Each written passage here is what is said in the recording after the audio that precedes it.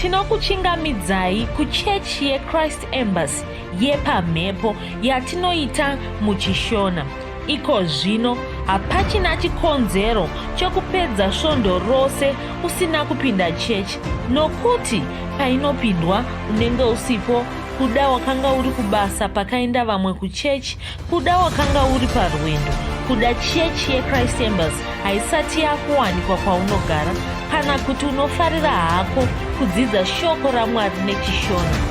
Ino ndiyo yave chechi yako. Chipinda tinamati.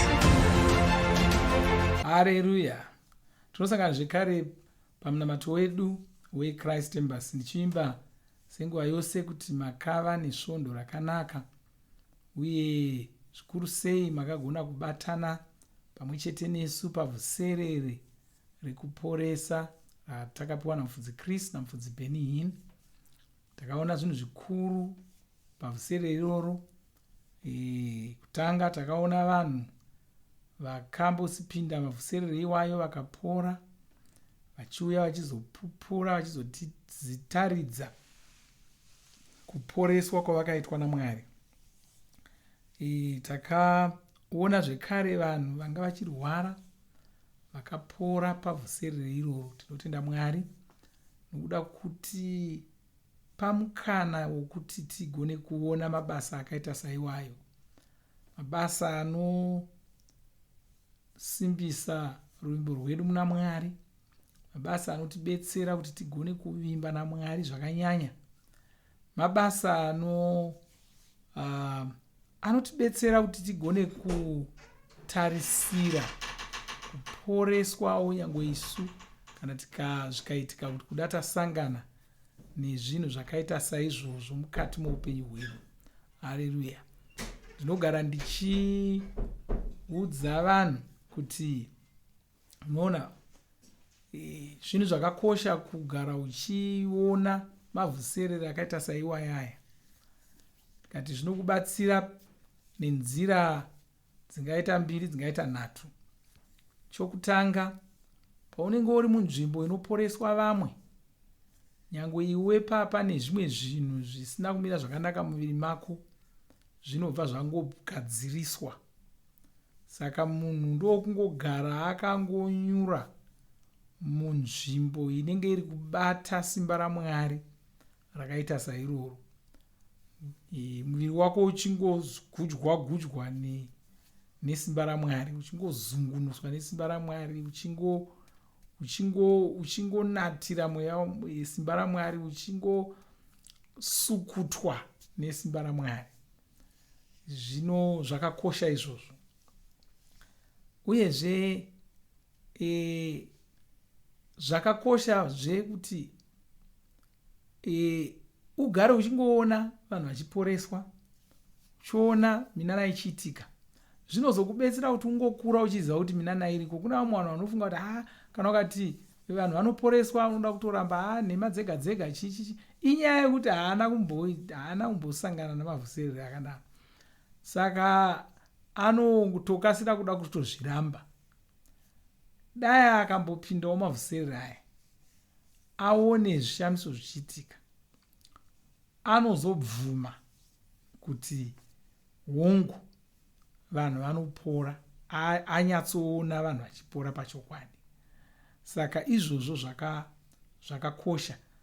Zvinozokubetserawo kuti unenge wakuzoziva rimwe zuva kuti kana ukazosanganawo nedambudziko, ungava urwere, zvingava zvimwe zvaungada mukati muupenyu hwako, unozoziva kuti aiwa, kune kwandakamboona vanhu vachibatsirwa, kune kwandakamboona vanhu vachipora.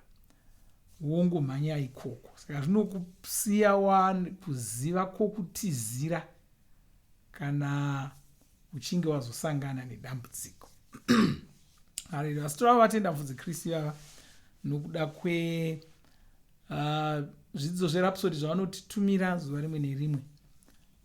Toda kuti titarire pane chimwe chezvidzidzo izvozvi.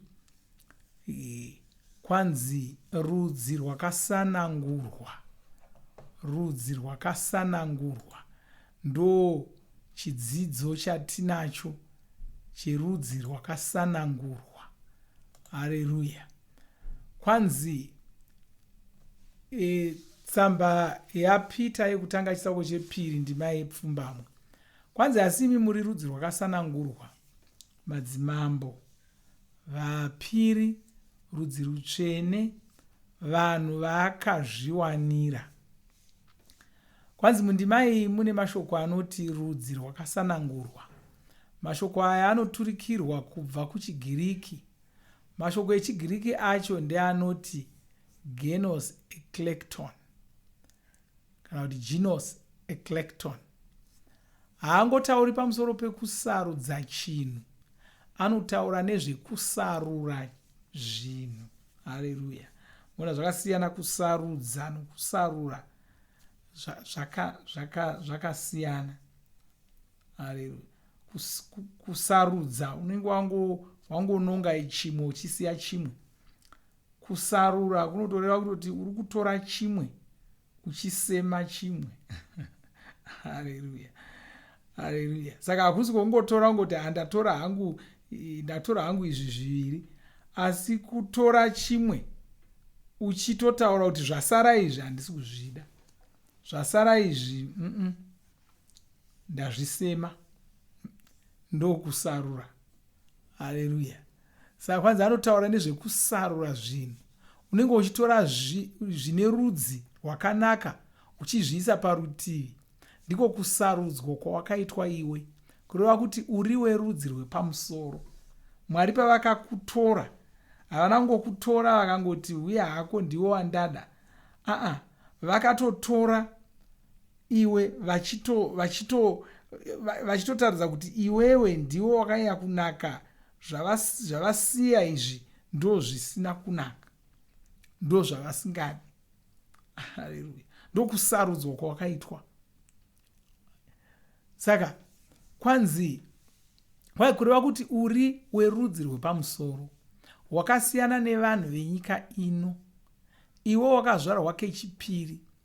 Apa ndipo pawakauya washanduka rudzi, ndipo pawakauya washanduka ropa, wasiyana nevanhu venyika ino. Munhu anofanira kuzvarwa kaviri. Anozvarwa kekutanga achizvarwa namai vake nababa vake, ozozvarwa kechipiri. Anofanira kuzozvarwa kechipiri achizvarwa nababa naMwari. Saka kwanzi paunozvarwa naMwari apa ndo paunouya washanduka rudzi, nokuti wava mwana waMwari. Kana wanga wakambozvarwa namazvimbakupa, wanga uri mazvimbakupa, ukachizozvarwa naMwari, Mwari havasi mazvimbakupa, Mwari havasi moyo ndizvo. Saka kureva kuti watoshanduka rudzi, washanduka ropa, hauchisiri mazvimbakupa, hauchisiri moyo ndizvo, hauchisiri chihera. Nyaya iyi nyaya inofanira kunzwisisiwa. Kuna vatsvene vakawanda vanofarira mitupo yavo yekuzvarwa kwavo kekutanga. Vanofarira mitupo iyoyo zvokuti unotoshaya kuti zvii zviri kumbonyatsoitika. Haleluya. Havadi kubvuma kuti vakashanduka rudzi.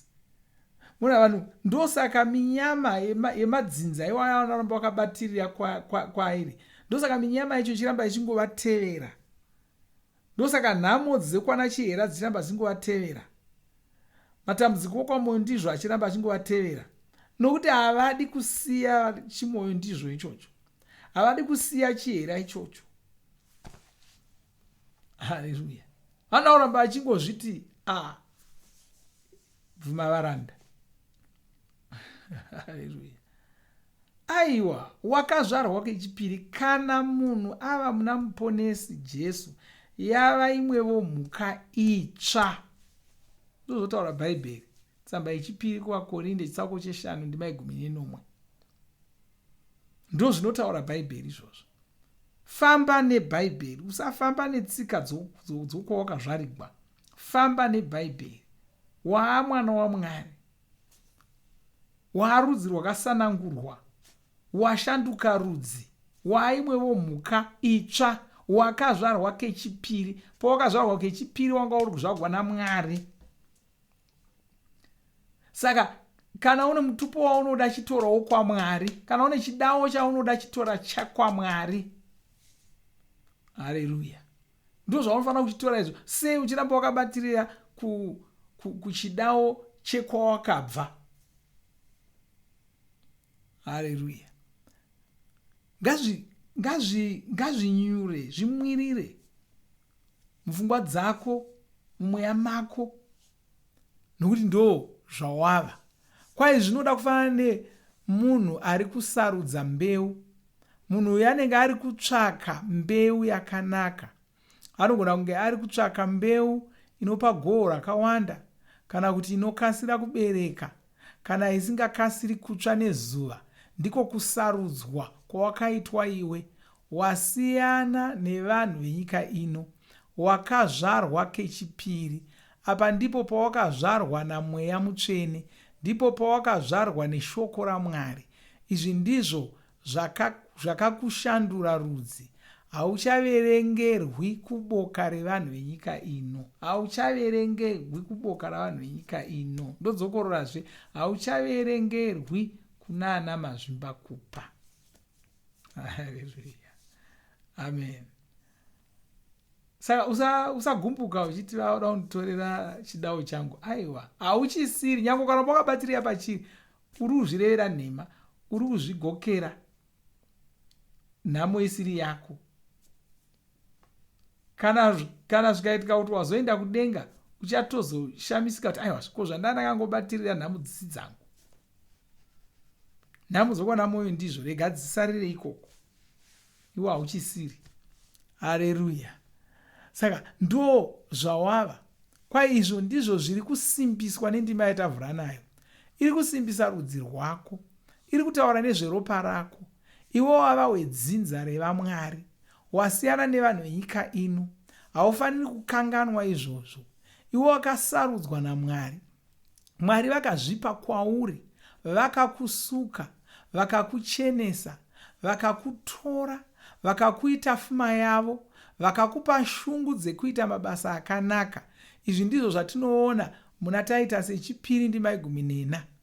Jemusi yokutanga ndima 19 inozoti, ndivo vakasarudza voga kutizvara, vachishandisa shoko ravo rechokwadi, vachitsvaka kuti tive zvibereko zvavo zvekutanga, zvavanokoshesa kudarika zvimwe zvisikwa zvavo zvose. Ndima iyi inoti tiri zvibereko zvekutanga, kureva kuti tisu matangwe aMwari, uye tisu vavanonyanya kukoshesa. Izvi ndizvo zvawava. Mwari ngavakudzwe. Haleluya. Gamuchira zvawava izvi. Taura semunhu anotsanangurwa naMwari uyu.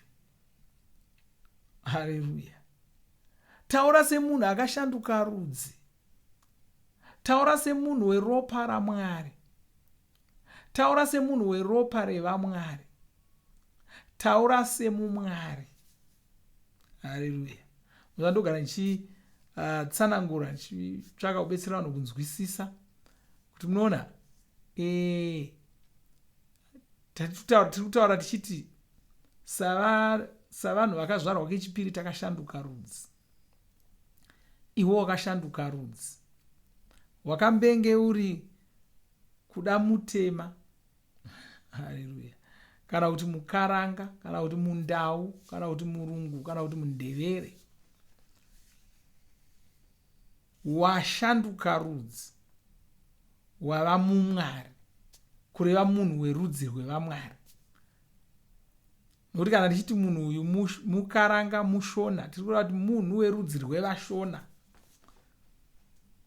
Munhu werudzi rwevarungu. Kana wava munhu werudzi rwevaMwari, wava mumwari. Nemhake kwanzi handi wava mwana waMwari. Mwari haagoni kuzvara chinhu chisiri cherudzi rwavo. Haleluya. Kuda ungafunga kuti kuda tanyanya kutatamura nyaya yacho. Aiwa. Mwari haagoni kuzvara mwana asiri worudzi rwavo. Vakazvara iwe, saka wava werudzi rwavo, wava mumwari. so ungozvarwa kwawanga wakaitwa nevashona ukanzi waamushona, ukanzi waamukaranga, waamundau, waamundevere, waamugiriki. Wakazozva kuona Mwari, wava mumwari. Haleluya, amen. Mapisarema yevakumi masere nembiri ndima yeshanu nechitanhatu noti kwanzi ndakati muri vamwari. Sekungotaura kwatingaita tichiti ndakati muri vashona kana kuti ndakati muri varungu, ndakati muri vatema, ndakati muri vandau. Mwari voti ndakati muri vamwari. Haleluya, amen. Ndo chokwadi, ndo zviri mushoko raMwari, ndo zvawava. Wava rudzi rwakasanangurwa. Haleluya. Ngaitingo namata munamatoyo tisati tapfuurira mberi nenyaya yedu. Iti Baba vandinoda, ndinokutendai. Makanditsaura, mukanditora sefuma yenyu. Ndasiyana nevanhu venyika ino. Ndakazvarwa namweya mutsvene. Ndakazvarwa neshoko raMwari. Simba renyu rinoonekwa pandiri, rinoonekwa kwose kwandinoenda. Runako rwenyu runoonekwa pandiri, runoonekwa kwose kwandinoenda. Ndinorarama upenyu hwandakarongerwa naMwari, muzita raJesu, amen. Haleluya, haleluya. Regai tingonyengetera tichingotenda Mwari pamusoro peshoko irori. O masima ntoka marikaria libraco de gosa malidraka mojenta libraco di mazia che jote malistrama gerontia mantekeroda bajota mantekeroda. Baba ndinokutendai, ndokurumbidzai, ndopambiri kwamuri, ndopakudzo kwamuri, ndinokutendai nokuda kweshoko renyu rinotizivisa nzira yakajeka kuti tiri vanhu verudzi rwakasanangurwa, tava vamwari. Oh, haleluya. Vamwari havarwari, vamwari havakurirwi, vamwari havakundikane, vamwari havafi. Ndo zvatava, ndo zvatinogamuchira, ndo zvatava kurarama nokutendai Baba. Haleluya, amen. Haleluya. Zvanaka. Nhasi svondo yedu yokutanga kwemwedzi wambudzi.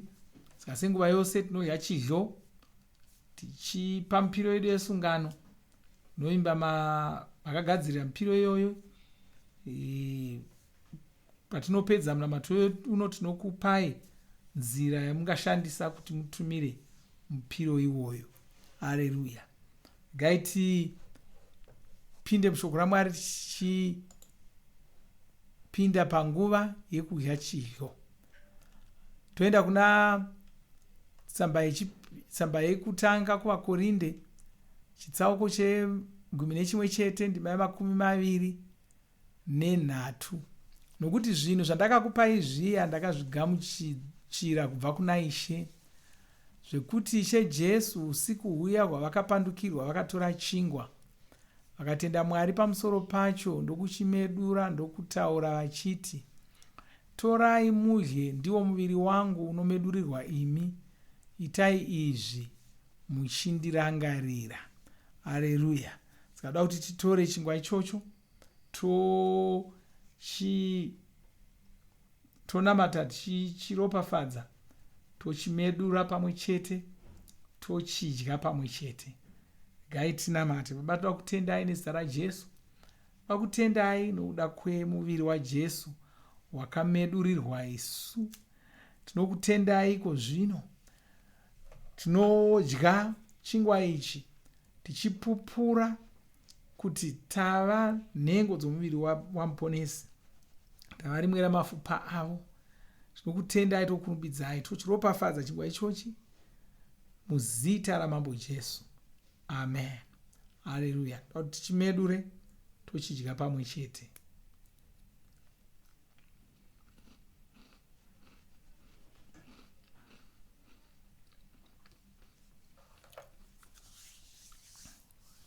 Haleluya.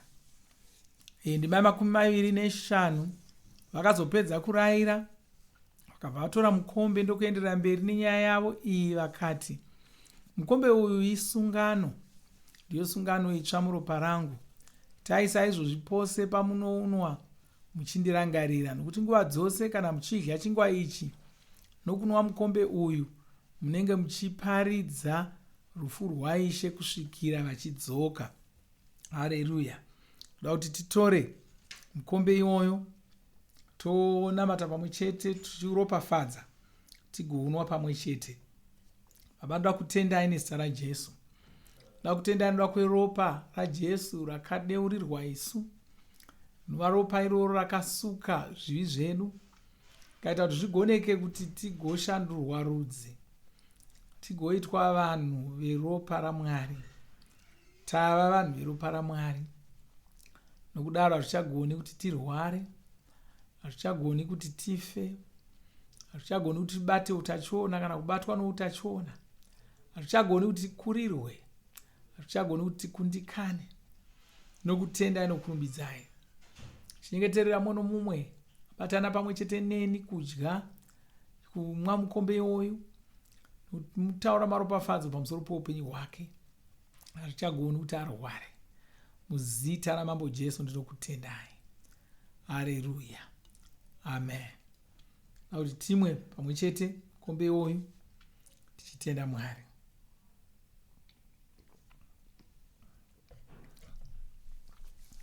Haleluya. Ngaitingotora nguva yekutenda Mwari. Malisabidora mazori agrata malestro mashigi libra koti la strama jegonde mazilia straka moridoma lirate mogare bronchi alistraka bojeta. Baba, ndinokutendai nokurumbidzai, chikutendai nyangwe nomwedzi uno wambudzi, mwedzi wakatinakira, tinoropafadza. Nyengeterera mumwe nomumwe batana neni pamunamato youno, chita akaropafadzwa, mabasa ake ose akaropafadzwa, akachengetedzeka muzita raMambo Jesu. Amen. Haleluya. Zvakanaka. Ndikuti makorokoto zvekare, nokuda kuti tapinda mumwedzi iwoyu, murangarire kuti mumwedzi unotevera wazvita change tine basa guru rekuisa marapsodi pasi rose kuvanhu, kuti mugadzirire basa iroro tigorishanda pamwe chete. Haleluya. Toda kuti tisataenda tiwane nguva yekurumbidza Mwari, tinamata Mwari. Sure mazvo kana wanga wasina kuzvarwa kechipiri, toda kuti tigonamata newe, tigobatsira kuti ugoponeswa uvewo mwana waMwari. Mwari vakuropafadzei. Amen.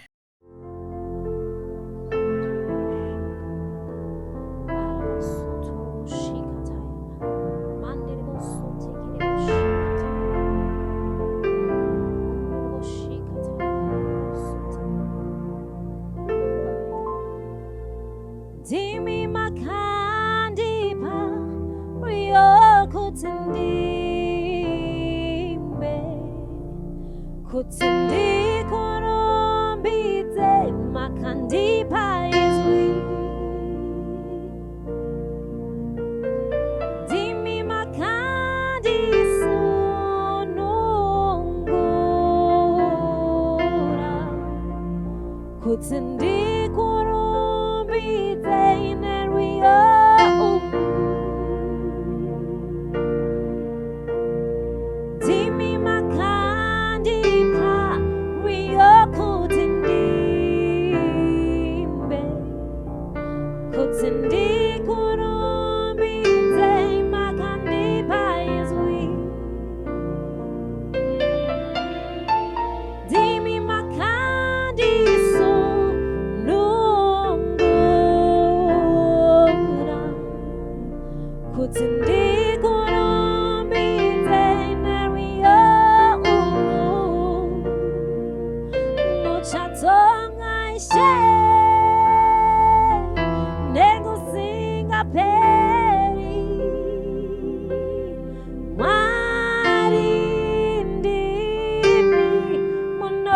Tongue